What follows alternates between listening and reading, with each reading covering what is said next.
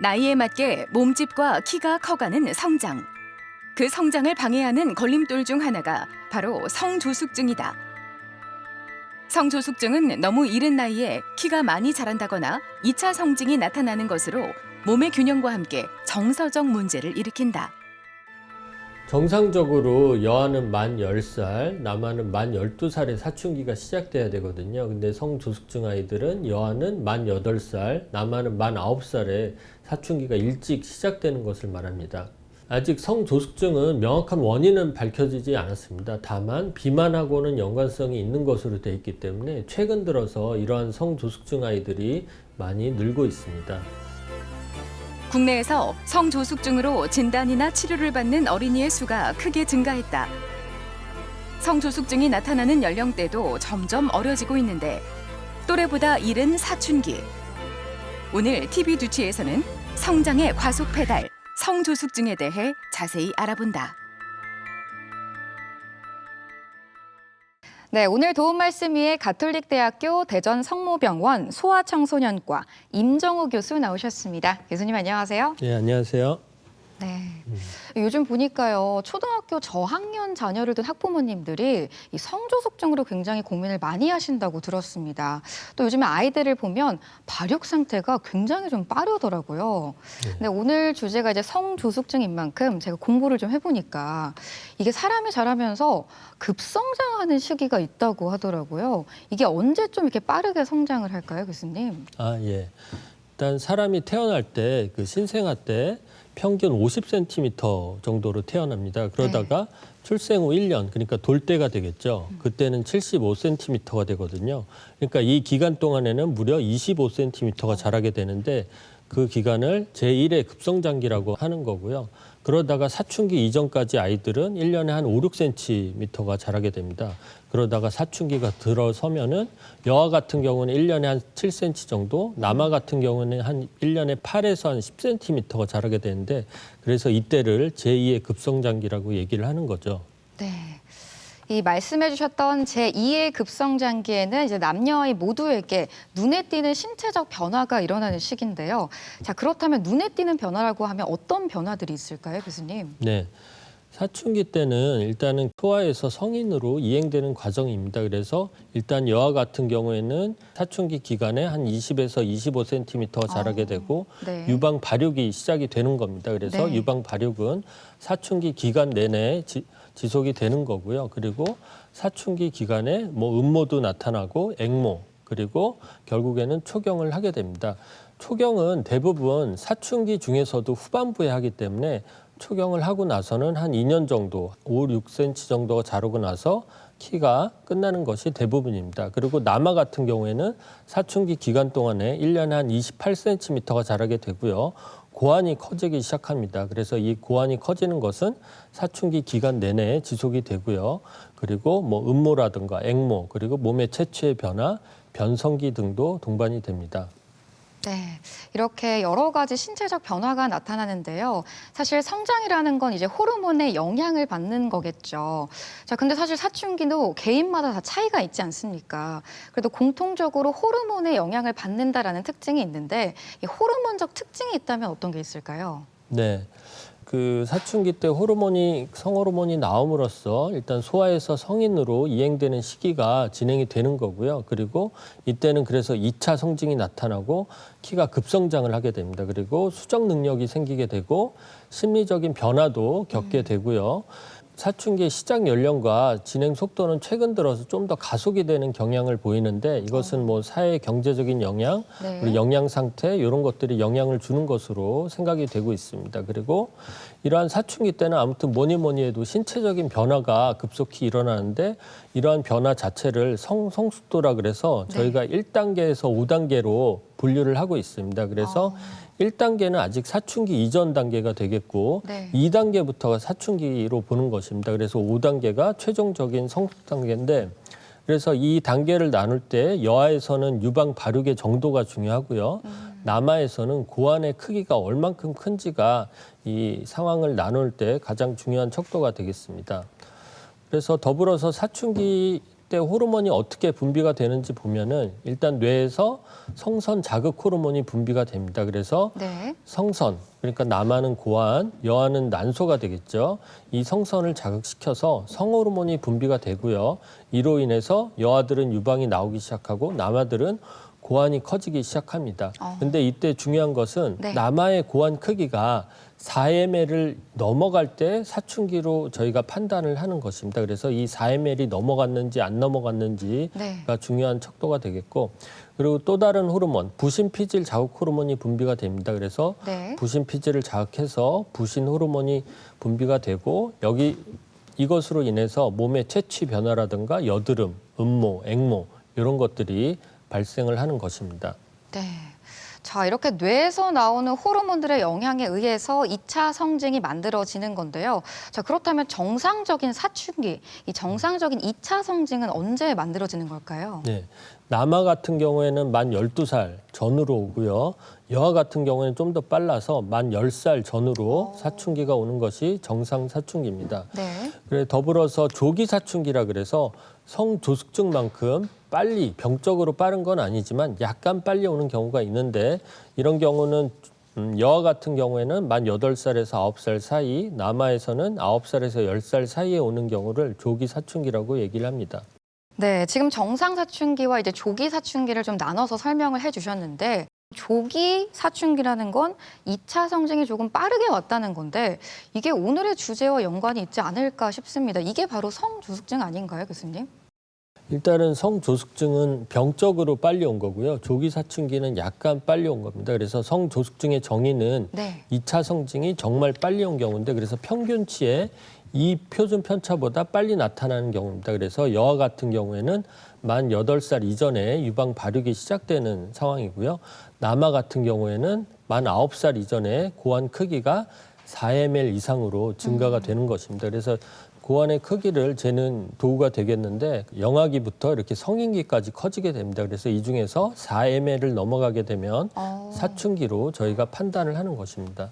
그런데 많은 분들이 이제 성조숙증을 우려하는 이유 중에 하나가 최종키잖아요. 이게 정말 최종키가 빨리 찾아오는 게 맞는 건가요, 교수님? 예, 그렇습니다. 제가 그래프로 설명을 드리면은 이 빨간색 그래프가 정상 아이의 그 성장 속도가 되겠고, 이 파란색 그래프가 성조숙증 아이의 성장 그래프가 되겠는데, 일단은 이 파란색 그래프, 성조숙증 아이의 그래프를 보시면은 네. 성장의 급성장이 그 정상 아이보다 한 2, 3년 빨리 오게 됩니다. 그러네요. 그렇게 네. 해서 처음에는 굉장히 클 건가 보다, 큰 아이가 될 건가 보다 이렇게 생각이 들지만은 네. 이 성장의 급성장이 한 2, 3년 정도밖에 지속이 안 되기 때문에 결국에는 평균 키보다 작은, 그러니까 성장이 성숙하는 거든 키 크는 거든 일찍 끝나버리니까 결국에는 작게 되는 경우가 많습니다. 그래서 성조숙증 아이들은 빨리 크고 그만큼 빨리 멈춘다. 그래서 최종적으로 성인 키가 작아진다. 이런 경우가 대부분이고요. 여아는 당연히 그 초경을 빨리 하게 되겠습니다. 네. 근데 사실 이제 우리 부모님들 같은 경우에는 우리 아이가 막 빨리 자라고 이러면 너무 기분 좋으시잖아요.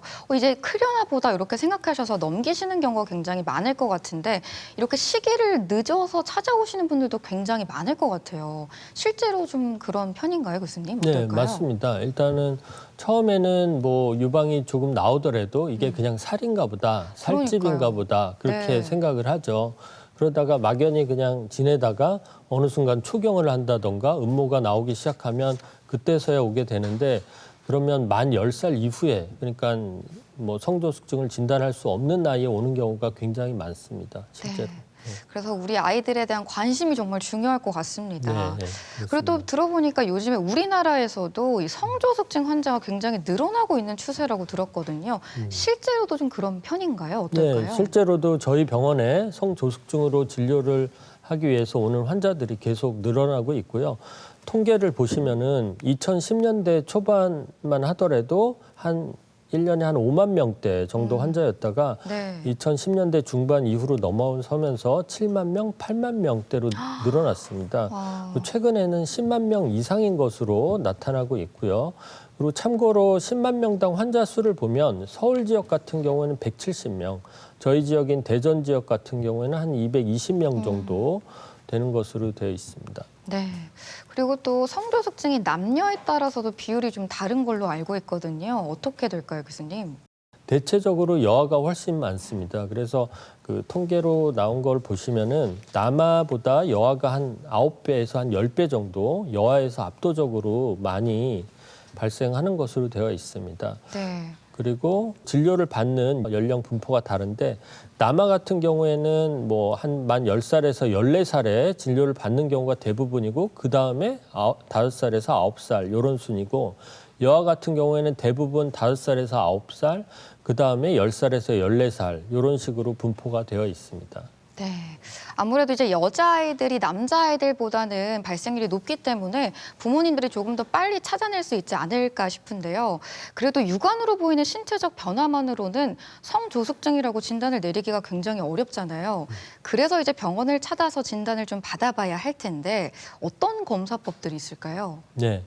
일단 검사법은 가장 기본적인 검사법이 그 성장판을 체크하는 것입니다. 그래서 뼈 나이를 체크를 하는 것이죠. 그래서 네. 이런 식으로 양쪽 손목을 찍게 됩니다. 그러면은 그 성조숙증 아이들은 자기 실제 연령보다 네. 이 뼈 나이가 네. 최소한 한 1년 반에서 한 2년 정도 굉장히 빨라져 있는 모습을 저희가 캐치할 수가 있습니다. 저희가 막 성장판이 열렸다, 닫혔다 이런 이야기 하잖아요. 네. 지금 사진에서 성장판은 어느 부분에 위치했을까요? 이 성장판은 손가락에도 있고 손목에도 있습니다. 그래서 이 손가락 마디마디 끝부분이 자세히 보시면 이렇게 틈이 이렇게 벌어져 있는 모습을 볼 수가 있는데요. 이런 부분이 성장판이 되겠습니다. 그리고 손목 부분도 마찬가지고 손목의 끝부분 그 뼈를 보면 그 맨 끝부분과 그 중간 뼈 사이에 이렇게 틈이 있습니다. 근데 네. 이게 성숙을 하면 할수록 이 틈이 좁아져 가고요. 손가락 틈부터 닫히게 됩니다. 손가락에 있는 성장판부터 닫히게 되고 최종적으로 손목에 있는 성장판이 닫히게 되는 것이죠. 그러니까 성조숙증 아이들은 자기 나이보다 성장판이 더 닫힌 상태로 오게 됩니다. 예, 일단 진단 과정을 추가적으로 보시면은 일단 병원에 오게 되면 문진을 하고 신체 진찰을 하겠죠. 그리고 방금 말씀드린 뼈 나이, 고령령을 평가를 하고요. 네. 그런 다음에 기본적인 성호르몬을 체크를 하게 됩니다. 그래서 성호르몬 체크는 예. 혈액 검사로 하는 예, 건가요? 혈액 검사로 일단 한번 뽑아서 네. 좀 성호르몬이 증가가 되어 있는지 약간이라도 네. 그런 것을 하게 되고 이 최종적으로 여기까지 보고 많이 의심이 되면은 성조숙증 확진 검사라고 할 수 있는 GnRH 자극 검사를 시행을 하게 됩니다. 그래서 GnRH 자극 검사에서 황체화 호르몬 농도가 이 황체화 호르몬이 성호르몬이거든요. 네. 이 농도가 5IU를 넘어가면 진성 성조숙증으로 저희가 진단을 합니다. 그리고 혹시 뭐 머리나 뭐 난소 이런데 그 종양은 없는지 뇌 MRI나 골반, 고환, 초음파를 더불어서 시행을 하게 됩니다. 네. 방금 이제 GnRH 자극 검사 이야기하시면서 진성 성조숙증 이제 검사를 하신다고 했는데 그럼 진성도 있고 가성도 있다는 말씀이신가요? 교수님? 네, 말 그대로 진성은 진짜 성조숙증을 얘기하는 거고요. 진짜 원인이 되는. 예, 진짜로 사춘기가 온 경우고 네. 가성은 그게 아니란 얘기죠. 그래서 그 내용이 뭐냐면은 진성 성조숙증은 뇌에서 성선 자극 호르몬의 분비가 확실한 증거가 있어야 됩니다. 일단 이게 기본적으로 있고 그 다음에 이것으로 인해서 성선이라든가 고환이라든가 난소를 자극을 시키고 여기서 성호르몬이 나오고 유방 발육이라든가 고환 크기가 증가가 되는 요 과정들이 활성화가 돼야지만 진성 성조숙증이라고 얘기를 하는 것이고 네. 가성은 이 성선 자극 호르몬의 분비가 없습니다. 그래서 대신 부신 피질 자극 호르몬에 의해서 이러한 사춘기 변화들이 나타나는 것인데 진짜 사춘기가 아니라는 것이죠. 그래서 결국에는 네. 치료의 대상이 되는 성조숙증은 이 진성 성조숙증이 되겠습니다. 자, 그렇다면 이 성조숙증을 유발하는 여러 가지 원인들이 있을 텐데요. 호르몬 말고도 어떤 원인들이 좀 있을까요? 네. 일단 여아 같은 경우에는 90%가 원인 불명, 별다른 원인이 없는 경우가 대부분이고요. 네. 그 외에 난소 질환이라든가 뇌 질환이 있는 경우가 소수지만 있습니다. 이것도 역시나 호르몬이네요. 예, 맞습니다. 그리고 남아 같은 경우에는 50%가 원인 불명이고요. 그 외에 부신 질환이라든가 뇌 질환, 고환 질환이 있는 것으로 되어 있습니다. 그 외에 부당 경량화라 그래가지고 부당 경량화요? 예. 그러니까는 임신 주수 40주 때 태어난 아기들은 3.3kg가 평균입니다. 근데 네. 40주에 태어났어도 2.5kg. 그러니까 현저히 체중이 작게 태어난 아이들을 부당 경량화라고 하는데요. 이런 아이들이 오히려 나중에는 사춘기가 빨리 오는 경향이 있습니다. 그래서 이런 부당 경량화가 그 성조숙증의 하나의 원인이 될 수가 있고요. 그리고 사춘기가 빨리 온 가족력에 있을 때도 성조숙증이 있는 경우가 많습니다. 그리고 최근에 비만이라든가 네. 내분비계 교란 환경 물질에 의해서도 성조숙증이 좀 늘어나는 것으로 생각이 되고 있고 그 외에 스트레스 그리고 미디어를 통한 성적 자극에 쉽게 노출이 되는 것. 또 하나는 성조숙증 자체에 대해서 부모의 관심이 늘어나고 있습니다. 그래서 네. 일찍 캐치를 하니까 아이의 신체 변화에 대해서 일찍 인지를 하니까 자연스럽게 성조숙증의 진단이 늘어나는 것도 하나의 원인이 되고 있습니다. 네. 자, 이렇게 성조숙증이 나타날 수 있는 여러 가지 원인까지 살펴봤습니다. 대전 MBC 건강플러스 오늘은 성조숙증에 대해 살펴보고 있는데요. 이번에는 병원에 직접 찾아가 환자들을 만나보고 진단 방법과 치료법에 대해 살펴보겠습니다. 화면으로 만나보시죠. 2차 성징이 일찍 나타나는 질환인 성조숙증. 국민건강보험공단 자료에 따르면 최근 10년 사이 성조숙증을 겪은 어린이들이 2014년 9만 6천여 명에서 지난해 25만여 명으로 160% 급증했다. 성조숙증을 겪을 경우 또래보다 성장 속도가 빨라지면서 결과적으로 최종 키가 작아질 수 있다. 오늘 어떻게 오셨죠? 아기가 키가 갑자기 자란 것 같아서 괜찮은지 좀 검사 좀 받으러 왔습니다. 최근에 신체적인 변화가 느껴지시는 게 있었나요? 키가 5cm 정도 좀 컸고 그리고 몸무게도 좀 증가했고요. 그리고 좀 성격이 예민해진 것 같아요. 최근에 아이의 고환 크기가 커졌나요? 제가 자세히 확인한 적은 없는데요. 그래도 눈에 띄게 뭔가 변화된 건 없는 것 같습니다. 아이의 몸에서 체취의 변화가 있었나요? 그러니까 제가 이렇게 느껴지게 냄새가 변화가 있진 않았는데요. 그래도 이제 정수리 쪽의 냄새를 가끔 맡아보면 이제 예전과는 좀 다른 냄새가 나긴 합니다. 성조숙증은 성호르몬의 과잉 분비로 인해 2차 성징과 사춘기가 또래보다 빠르게 나타나고 성장판도 일찍 닫혀 성장이 조기에 멈춘다. 특히 남자아이의 경우 2차 성징이 눈에 띄지 않기 때문에 보호자의 발견이 늦을 수 있다. 우리 아이는 검사를 해봤을 때 아직까지는 그 성호르몬이 많이 나오질 않아가지고 사춘기 이전으로 보입니다. 고환 크기도 아직 4cm, 4cc가 안 되고요. 하지만 그 성장판 나이가 빠르기 때문에 결국에는 사춘기가 빨리 올 가능성이 높습니다. 그래서 정기적으로 진찰을 해야 될 것 같습니다. 성조숙증 검사를 위해서는 병력 청취가 중요하다. 발병 시기, 진행 속도, 가족력 등을 확인한 다음 키와 몸무게, 성적 성숙도를 평가한다.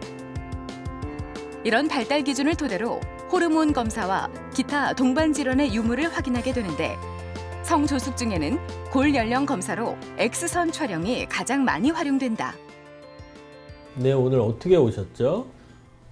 아기가 저녁에 샤워하고 나서 갑자기 가슴이 조금 여기가 아프고 이상해요 라고 해서 봤더니 정말 제가 만지기에도 몽우리가 잡히고 양쪽이 좀 다르더라고요. 그래서 오게 되었습니다. 네, 그럼 최근에 키가 갑자기 컸다던가 몸의 체취가 변했다던가 그런 게 있었나요? 이렇게 봐서 확실히 느낄 정도는 아니었던 것 같아요. 그러면 혹시 초경을 했다던가 그 분비물이 많이 늘었다던가 그런 건 없었나요? 네. 분비물까지는 많이 늘거나 하는 양상은 없었어요. 성조숙증으로 인한 갑작스러운 신체 변화는 아이에게 정서적인 스트레스뿐 아니라 성장과 건강에도 악영향을 미친다. 성장판의 조기 골단 융합으로 인해 최종 키보다 약 7cm 정도 작아질 수 있으며 여아의 경우 초경을 빨리 겪게 돼 폐경이 앞당겨질 수 있다. 우리 아이는 보니까요, 그 성호르몬도 나오고 있는 상태고 뼈 나이가 실제 나이보다 굉장히 빠릅니다. 그래서 성조숙증에 해당이 되기 때문에 그 억제 치료를 시작을 해야 될 것 같고요. 그렇게 되면은 지금 예상 키보다는 조금 더 클 수 있게 그 정상적인 성인 키를 획득할 수 있을 것 같습니다. 성조숙증으로 진단을 받으면 성선 자극 호르몬의 분비를 억제하는 주사 치료를 시행한다. 성조숙증 치료의 우선적인 목표는 2차 성징을 멈추고 성호르몬의 농도를 나이에 맞게 낮춰줌으로써 키가 급성장하지 않도록 유도하는 것이다. 성장을 지연시키는 것이 아니라 천천히 오래 성장하도록 돕는 것이다. 성조숙증 아이들은 일단 사춘기가 빨리 오기 때문에 그래서 성숙하는 거라던가 키 크는 거라던가 이런 것들이 일찍 끝나게 됩니다. 그래서 처음에는 굉장히 큰 줄 알지만은 최종적으로는 그 성인 키가 작게 되는 경우가 많기 때문에 일찍 진단을 하고 억제 치료를 하는 것이 굉장히 중요하고요. 또 하나는 정신적으로 이른 나이에, 어린 나이에 신체적으로 막 변화가 오기 때문에 정신적인 혼란스러움 같은 것을 겪을 수가 있습니다. 그러한 이유 때문에 억제 치료를 해야 됩니다. 정신건강의학연구에 따르면 성조숙증을 치료하지 않았을 때 이른 신체 변화로 인해 학업 성취도가 떨어지는 것으로 나타났다. 성조숙증 예방과 관리를 위해서는 평소 철저한 식습관 관리도 중요하다. 꾸준한 관심과 치료가 필요한 성조숙증. 제대로 된 성장을 위한 브레이크. 타임이 중요하다. 자, 지금부터는 성조숙증의 치료법에 대해서 하나씩 좀 살펴볼 텐데요. 살펴보기 전에 이 성조숙증 치료를 왜 받아야 하는지 목적을 좀 정확하게 알고 들어가면 좋을 것 같아요. 네. 성조숙증은 왜 치료를 해야 할까요? 네. 일단은 정상 사춘기가 돼도 될 때까지 일단 2차 성징의 진행을 멈추거나 퇴화시키는 것이 되겠습니다. 그리고 멈춰버리니까 성장이 빠른 골성숙을 억제를 해서 정상적인 최종 키를 획득시켜 주려고 하는 목적이 크고요. 네. 그리고 부모와 환아의 정서적인 불안, 그러니까 이른 나이에 아이는 아직 나이가 어린데 신체적인 변화가 급격하게 일어나니까 굉장히 불안해합니다. 이런 불안감을 최소화시켜주고 그리고 아이한테는 성적 학대의 위험이 있을 수가 있습니다. 그리고 빠른 성생활을 예방시키려는 그런 목적이 있고요. 그리고 임신 가능성이 생기기 때문에 이에 대한 임신 가능성에 대한 예방도 중요한 목적이 되겠습니다. 그리고 빠른 초경이 일어나기 때문에 이로 인한 건강상의 불이익을 최소화하려고 하는 목적이 있습니다. 네. 이렇게 여러 가지 치료의 목적까지 좀 살펴봤는데요. 지금부터는 이제 시청자 여러분들께서 궁금해하실 것 같습니다. 성조숙증의 치료법에 대해서 살펴볼 텐데 치료제는 어떤 게 사용이 될까요, 교수님? 네, 성선 자극 호르몬, 방출 호르몬 유사체라는 그 주사제를 쓰게 됩니다. 이름이 상당히 어려운데요. 이게 어떤 건지 좀 풀어서 설명해 주실 수 있을까요? 네, 일단은 아까도 제가 말씀드린 그 GnRH 그 자극 검사라 그랬는데 네. 이 성선 자극 호르몬 그 GnRH 유사체 주사제가 됩니다. 그래서 네. GnRH가 들어가면 그 성선을 자극시키고 결국엔 성호르몬이 분비가 되는데 네. 이 GnRH 유사체를 씀으로써 그 저희가 리셉터라고 그러거든요. 수용체. 예, 수용체. 그 작용을 할 수 있는 수용체 자체를 아예 다 막아버린 겁니다. 성선 자극 호르몬의 수용체를. 그래서 더 이상 기능을 할 수 없게끔 하는 원리가 되겠고요. 예. 그러니까 이 밖에서 성선 자극 호르몬과 비슷한 물질을 주입을 하게 되면 이제 뇌에서는 더 이상 분비를 안 하게 되는 예, 거죠. 예. 수용체가 한계가 있기 때문에 네. 그 수용체 자체를 다 막아버리게 되면 더 이상 나오지 않게 되는 것이겠죠. 네, 예. 호르몬 분비를 좀 지연시키는 거겠네요. 예. 조절시키는 거겠네요. 예, 맞습니다. 예. 그럼 이거를 어느 정도 맞아야 할까요, 교수님? 일단은 그 주사제 종류가 두 종류가 있습니다. 그래서 그 피부 밑에 지방에 맞는 그 피하 주사가 있고 근육에 맞는 그 이름은 데카펩틸이라고 하는데 근육 주사가 있습니다. 이 두 종류가 있고 한 달에 한 번 맞는 경우가 있고요. 3달에 한 번 맞는 주사제도 있습니다. 그래서 이 두 가지 중에 한 가지를 맞기 시작하게 되는 거고 최종 기간은 한 2, 3년 동안 치료를 하게 됩니다. 그러면 GnRH를 맞을 수 있는 치료 대상도 있을 것 같거든요. 네. 다 맞을 수 있는 건 아니잖아요. 예, 그렇습니다.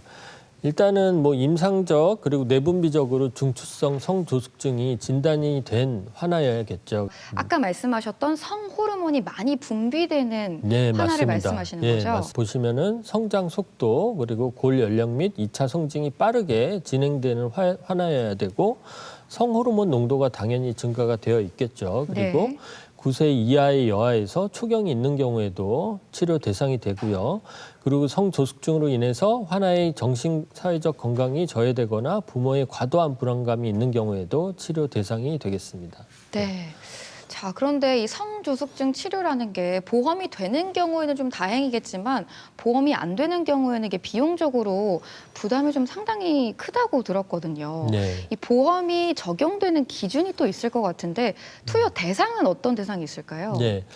그러니까 성숙도가 아까 1단계에서 5단계 말씀드렸는데 2단계 이상이어야 되고요. 2단계면 어느 정도일까요? 유방 발육이 처음 시작되는 단계고요. 네. 아무튼 유방 발육이 있어야 되고 남아 네. 같은 경우에는 고환의 크기가 4ml 이상이 되는 경우가 되겠습니다. 네. 아무튼 2단계 이상이면서 뼈 나이를 측정을 했을 때 고령령이 여연령, 실제 만 나이보다 증가가 되어 있어야 되고요. 그리고 확진 검사인 GnRH 자극 검사에서 LH의 최고 농도가 네. 피크치가 5 이상이 되어야 됩니다. 또 하나 중요한 사항이 있는데 네. 치료 기간이 한 2, 3년 된다고 그랬잖아요. 그래서 네. 투여 시작을 한 첫째 날이 네. 여아 같은 경우에는 그 만 나이가 만 9살 이전에 스타트가 돼야 되고요. 아, 남아 같은 경우에는 만 10살 이전에 시작이 되어야지만 네. 보험 기준을 맞출 수가 있습니다. 그렇군요. 그럼 치료는 언제쯤 끝날까? 2, 3년 지나야 한다고 하셨는데. 일단은 건강보험이 적용되는 시기는 여아는 만 12살 이전까지만 보험이 적용이 되고요. 네. 그리고 남아는 13살 이전까지만 보험 적용이 됩니다. 그래서 가장 최고의 그 키 이득을 볼 수 있는 나이는 대략적으로 여아는 여연령 그러니까 만 나이 한 11살 좀 넘어선 다음에 그러니까 11살 초중반 네. 그리고 고령령으로 따졌을 때는 한 12살에서 12살 반 남아는 고령령으로 따졌을 때 13살에서 13살 반을 베스트로 보고 있습니다. 네, 저때 맞아야지 이제 가장 좋은 키의 네. 성적을 낼 수 있다는 그렇죠. 거죠. 저 때까지 맞아야지. 네. 예. 근데 사실 이렇게 치료는 조기에 좀 발견을 해야지 가장 적절하게 좀 알맞게 받을 수 있는 것 같은데요. 이 부모님들이 또 가장 우려하시는 것 중에 하나가 이 주사제 부작용이거든요. 이게 부작용은 없을까요, 교수님? 네. 부작용이 있긴 한데 그 내용을 보시면은 일단 질출혈이 생길 수가 있습니다. 근데 이런 네. 경우는 그 여아 중에서 사춘기가 제법 많이 진행된 아이들한테 치료를 시작할 때 네. 특히 처음이나 두 번째 주사했을 때 많이 생기는데 근데 이따손 치더라도 대부분 일시적입니다. 한두 번 하다가 뭐 멈추는 경우가 대부분이기 때문에 다행으로 생각을 하고요. 네. 그리고 두통이라던가 복부에 불편감이 생길 수가 있지만 이것도 대체적으로 일시적인 경우입니다. 그리고 아예 주사 맞는 부분에 그 알레르기 반응으로서 멍이 든다던가 네. 통증이 생긴다던가 이런 것들이 생길 수가 있습니다.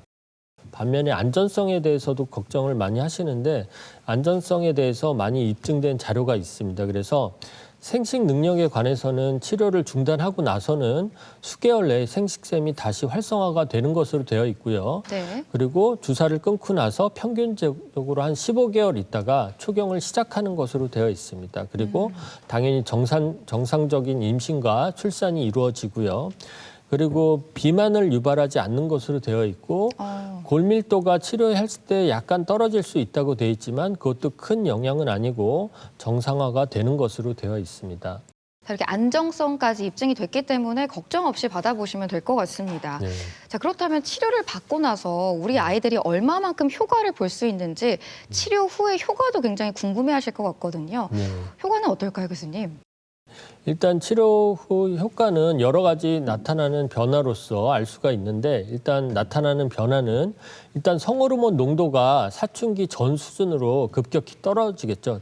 당연히 사춘기 전이니까 네. 안 나오는 수준으로 성호르몬이 떨어지게 됩니다. 그리고 뼈 나이가 빨리 자라던 게, 그러니까 성숙이 빨리 되던 게 그 뼈 나이의 진행 속도가 감소가 되겠고요. 그리고 키 성장 속도도 굉장히 급격하게 자라던 아이가 네. 더 감소가 되게 됩니다. 그리고 반면에 예측 성인 키는 처음에는 굉장히 작았다가 예측 키가 점점 늘어나게 되는 것이고요. 그리고 여아 같은 경우에는 유방이 작아지고 월경을 하던 아이라면 월경이 사라지게 됩니다. 그리고 남아 같은 경우에는 고환이 작아지고요. 음경 발기의 감소도 이루어집니다. 그리고 공격적인 행동, 그러니까 사춘기 때 예민하거나 그런 행동들도 공격적인 행동도 감소를 보이게 됩니다. 네, 그럼 지금부터는 교수님께서 직접 치료를 하셨던 환자의 사례를 하나씩 살펴보면서 이야기를 나눠보도록 하겠습니다. 자, 먼저 첫 번째 환자는 어떤 환자였을까요, 교수님?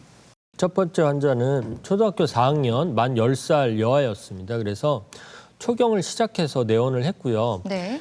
그 초등학교 1, 2학년 때부터 살이 찌기 시작하면서 가슴이 나오는 것 같았지만 그냥 살이라고 생각을 하면서 대수롭지 않게 생각을 했고, 최근에는 가슴이 부쩍 나왔지만 친구들도 다 가슴이 나오기 때문에 오히려 걱정을 하지 않았다고 합니다. 네. 가족력에서 엄마는 초경을 중학교 2학년 때 했다고 했고요. 이 환아는 키가 약간 좀 큰 편이었고 체중은 굉장히 과도하게 큰 편이었습니다. 비만 아닌가요, 이 예, 정도면? 맞습니다. 네. 체질량 지수가 24가 나오니까 네. 비만에 해당이 됐고요. 유방 발달은 4단계, 음모 발달도 4단계인 상태였고, 네. 그리고 보시면은 이게 뒷덜미가 이렇게 까무잡잡한데 이게 오. 흑색 가시세포종이라 그래서 네. 살찐 아이들, 비만한 아이들에서 전형적으로 나타나는 소견인데 이런 것도 있었습니다.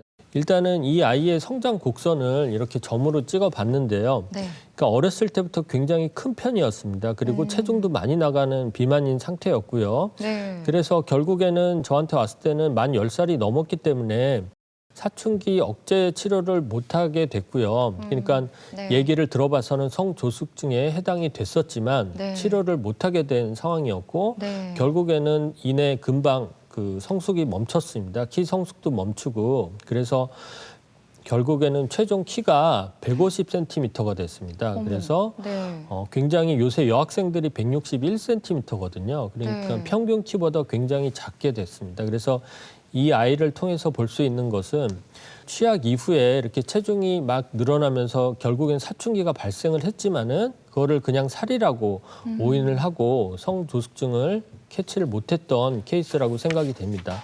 그래서 네. 결국에는 어렸을 때 살이 뭐 다 키로 간다 그렇게 그러니까요. 얘기를 하지 않습니까? 네. 근데 그렇지 않는 경우도 있기 때문에 이런 성조숙증에 대해서도 염두를 해둬야 될 것 같습니다.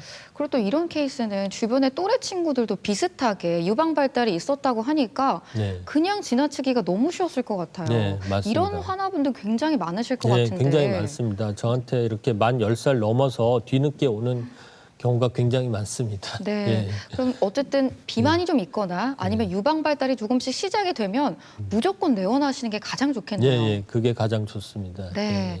자, 이렇게 첫 번째 환자 케이스 살펴봤고요. 다음으로 살펴볼 환자는 어떤 케이스일까요? 예, 두 번째 케이스는 초등학교 1학년 여아였고요. 만 7살이었습니다. 그래서 최근에 유방 발육이 시작됐다 그래서 저한테 왔고요.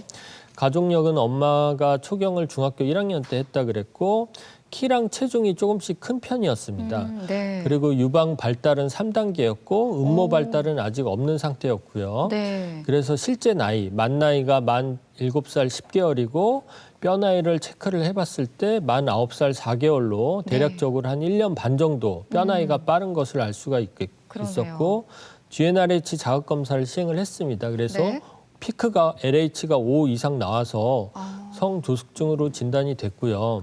그러니까 이게 성호르몬이 그만큼 많이 나왔다라는 네, 거죠? 많이 나왔습니다. 네. 그래서 모든 기준에 다 합당했고, 그래서 성조숙증 치료제, 사춘기 억제 치료를 한 3년간 시행을 했습니다. 네. 그래서 결국에는 초경도 중1 때 아. 정상적일 때 하게 됐고, 최종 키도 165cm로 평균 키 이상으로 획득을 했습니다. 그래서 이 케이스는 결국에는 그 부모가 좀 관심이 성조숙증 자체에 대해서 관심이 있어서 네. 유방 발육이 되는 것을 일찍 발견한 것이죠. 그래서 스무스하게 이렇게 치료까지 이행된 결과라고 보시면 될 것 같습니다. 네, 예. 너무 다행입니다. 예. 그러니까 우리 부모님들이 평소에 우리 아이들의 신체적 변화를 잘 좀 살펴주시고 뭔가 조금이라도 이상하다 싶으면 바로 내원을 하셔야 적기에 치료를 받을 수 있을 것 같습니다. 네. 자, 그러면 다음 사례도 한번 이어서 살펴보겠습니다. 다음 화나의 경우는 어떤 경우였을까요? 예. 이번엔 남자 아이인데요. 중학교 1학년이었습니다. 만 13살이었고요. 최근에 키가 잘 안 큰다 그래서 내원을 했습니다. 그래서 얘기를 들어보니까 초등학교 5학년 때부터 음성의 변화가 이미 있었고요. 엄마 키는 160, 아빠 키는 170이었습니다. 네. 하나 키는 161이고 체중은 50kg 평균 정도였고요. 네. 근데 이미 왔을 때 고환 용적이 20ml로 25ml을 성인으로 보니까 거의 성인에 가까운 상태였고요. 네. 음모 발달도 4단계로 굉장히 많이 되어 있습니다. 그리고 여결령은 13세 8개월인 반면에 네. 뼈나이, 고령령은 15세 4개월로 얘도 한 1년 반 정도 빠른 높네요. 상태였고요. 네. 그래서 결국에는 이미 저한테 왔을 때 이 아이도 아마 성조숙증이 있었던 걸로 생각이 되지만은 이미 왔을 때 13살이 넘었기 때문에 치료 대상이 될 수가 없습니다. 네. 그렇기 때문에 치료를 하지 못하였고요. 결국에는 최종 키가 166cm로 요새 남학생 최종 키가 한 176 되거든요. 그래서 평균 키보다 훨씬 못 미치는 상태로 성장이 끝났습니다. 그래서 이 화나 같은 경우에는 부모님들께서 고환 크기라든가 분명히 사춘기 변화가 있었을 텐데 일찍 발견을 하지 못했던 케이스라고 할 수가 있습니다. 예. 선생님도 이런 화나를 받아보시면 너무 안타까우실 예, 것 같아요. 안타깝죠. 예. 그런 분들에게 어떤 이야기를 좀 해주실까요, 교수님? 예. 그래도 아직 성장판이 열려 있다면 그래도 클 수가 있기 때문에 뭐 네. 키 크는 거 관해서는 뭐 균형 잡힌 영양 그리고 꾸준한 운동이 중요하고 그리고 숙면이 중요합니다. 요 세 가지를 꼭 지켜서 하라고 얘기를 해주고 있습니다. 예. 예. 자, 다음으로도 살펴볼 환자 케이스는 어떤 케이스일까요, 교수님? 예, 이번에도 남자아이가 되겠는데 초등학교 2학년 남아입니다. 만 8살이었고요. 최근에 음모가 발생했다 그래서 내원을 했습니다. 그래서 키가 약간 큰 편이었고 체중은 꽤 많이 나가는 편이었고요. 네. 왔을 때 진찰을 해보니까 고환 용적이 5ml로 4ml 이상 됐습니다. 네. 그리고 음모도 2단계로 약간 나 있는 상태였고요. 네. 그래서 여결령은 8세 6개월인 반면에 뼈나이는 고령령은 10세, 1살 반 정도 빠른 상태였고 네. 얘도 GNLH 자극 검사를 했는데 LH가 5 이상으로 체크가 됐습니다. 그래서 성조숙증이 진단이 됐고요. 그래서 사춘기 억제제, 성조숙증 치료를 한 3년간 시행을 했습니다. 그래서 최종적으로 이 아이는 한 178 정도 남학생의 평균 키 이상으로 네. 획득이 됐고요. 그래서 이런 경우에는 그 부모님께서 그 고환 크기라든가 음모 그런 사춘기 변화에 대해서 일찍 인지를 해서 잘 치료까지 이행이 됐던 케이스가 되겠습니다. 네. 이렇게 앞선 사례에서도 보셨듯이 가장 중요한 건 이 적기에 치료를 받는 것일 텐데요. 이 적기에 치료를 받기 위해서는 또 부모님의 관심이 무엇보다도 제일 중요하겠죠. 네. 어떤 말씀을 좀 해주실까요? 네. 사춘기가 되면 일단 신체적인 변화가 먼저 일어나기 때문에 여학생 같은 경우는 만 8살 이전에 뭔가 변화가 대표적인 게 유방 발육이 되겠죠. 유방 발육이 있다던가 네. 남학생 같은 경우에는 고환 용적 크기가 증가가 되는지 네. 잘 관찰을 해줘야 되고 그리고 또 하나는 그 키가 갑자기 크게 되기 때문에 네. 그 학교 신체 기록부가 있지 않습니까? 있죠. 네. 해마다 몇 센치가 컸는지 잘 모릅니다. 그래서 이런 신체 기록부를 잘 모아두는 것이 중요하고요. 네. 그리고 심리적인 변화도 오기 때문에 신경질이라든가 그리고 외모에 대한 그 증가가 관심이 늘어납니다. 그래서 거울 네. 앞에서 보내는 시간이 늘었는지도 잘 체크를 해줘야 되고 그리고 아무튼 근본적으로 성조숙증에 대해서 걱정이 되신다면 여아 같은 경우에는 초등학교 1학년 때부터 남아 같은 경우에는 초등학교 2학년 때부터 병원 검진을 받는 것도 좋을 것 같습니다. 네. 자, 그렇다면 이런 경우에는 전문가와의 상담이 꼭 필요합니다는 경우도 있을 것 같아요. 어떤 경우일까요? 네. 반드시 일단은 전문가의 진찰과 상담을 받아야 되는 경우가 있는데요. 그래서 이런 경우는 한 달에 1cm 이상 굉장히 급격하게 자라는 경우, 그리고 네. 주위에서 자녀를 또래 아이들보다 2년 이상 크게 보는 경우, 그리고 자녀가 저출생 체중아의 병력이 있거나 어렸을 때부터 굉장히 신체적인 발달이 빨랐던 경우, 그리고 부모나 친척 중에서 성조숙증이 있는 경우, 그리고 키가 굉장히 큰 사람이 있는 경우, 그리고 초등학교 2, 3학년 때부터 여아 같은 경우는 유방 발달이 생기는 경우, 그리고 남아 같은 경우에는 초등학교 3, 4학년 이하부터 고환이 커지는 경우가 되겠습니다. 네, 결국에는 진짜 부모의 관심과 관찰이 가장 중요할 것 같습니다. 대전 MBC 건강플러스 오늘은 성조숙증에 대해서 살펴보고 있는데요. 이번에는 이와 관련된 시청자 궁금증 함께 풀어보도록 하겠습니다. 네, 첫 번째 시청자 궁금증인데요. 성조숙증 검사와 관련된 질문입니다. 초등학교 1학년 딸아이가 또래보다 키가 크고 살집도 있습니다. 가슴에 몽우리가 있는 것 같아 성조숙증 검사를 받았는데 성장판은 열려 있고 호르몬 검사도 이상이 없다고 하더라고요. 혹시 정기적으로 다시 검사를 받아야 하는 걸까요? 하고 물어오셨는데요. 검사를 받아야 할까요, 교수님? 네, 그 성장판이 아직 열려 있다고 하더라도 중요한 것은 그 정확한 뼈 나이, 고령령이 되겠습니다. 그래서 성호르몬 검사라든가 이런 것이 괜찮다고 하더라도 성장판 나이가 빠르다면은 정기적인 검사를 꼭 받아봐야 됩니다. 저 같은 경우에는 처음 봤을 때 큰 이상이 없었으면 한 5개월마다 오라고 합니다. 그리고 금방 뭔가 사춘기가 일어날 것 같은 아이들은 3개월마다 보자고 하고요. 이런 식으로 정기적으로 보고 있습니다. 네, 두 번째 시청자 궁금증은 성조숙증과 체중에 관련된 질문입니다. 초등학교 2학년인 딸아이가 있습니다. 또래보다 마른 편이고 키가 평균 이하입니다. 성조숙증은 비만인 아이들한테 오는 걸로 알고 있는데 혹시 마른 아이들도 성조숙증이 발생할 수 있을까요? 하고 물어오셨네요. 어떨까요, 교수님? 네, 물론 비만한 아이들이 사춘기가 빨리 오는 경향이 있습니다. 하지만은 마른 아이들도 당연히 성조숙증이 생길 수가 있고요. 그렇기 때문에 마른 아이라 그래서 안심만 하고 계시지 말고 2차 성징, 사춘기의 변화가 생기는 것 같으면 빨리 병원에서 진료를 받아보는 것이 좋습니다. 자, 끝으로 성조숙증에 대해서 꼭 기억해야 할 점 핵심을 한마디로 요약을 해볼 텐데요. 성조숙증은 네모다. 이 네모안을 좀 채워주신다면요. 저는 관심이라고 하겠습니다. 너무 중요하죠. 관심. 예. 왜일지 이유를 살짝 들어볼까요? 예. 일단은 사춘기 변화의 그 조짐은 그러니까 부모님께서 조금만 관심을 갖고 봐주신다면 누구나 다 캐치를 할 수 있는 부분이기 때문에 여아 같은 경우에는 유방이 생기지 않는지, 남아 같은 경우에는 고환이 커지지 않는지 이런 부분들은 쉽게 조금만 관심으로도 캐치를 할 수가 있습니다. 그래서 관심이라고 하겠습니다. 네. 성조숙증은 정말 치료 시기가 너무나 중요한 질환입니다. 이 부모님의 세심한 관찰과 관심으로 성조숙증 꼭 예방해 보셨으면 좋겠습니다. 대전 MBC 건강플러스 오늘은 성조숙증에 대해 이야기 나눠봤습니다. 오늘 도움 말씀에 소아청소년과 임정우 교수였습니다. 건강플러스 오늘 준비한 내용은 여기까지입니다.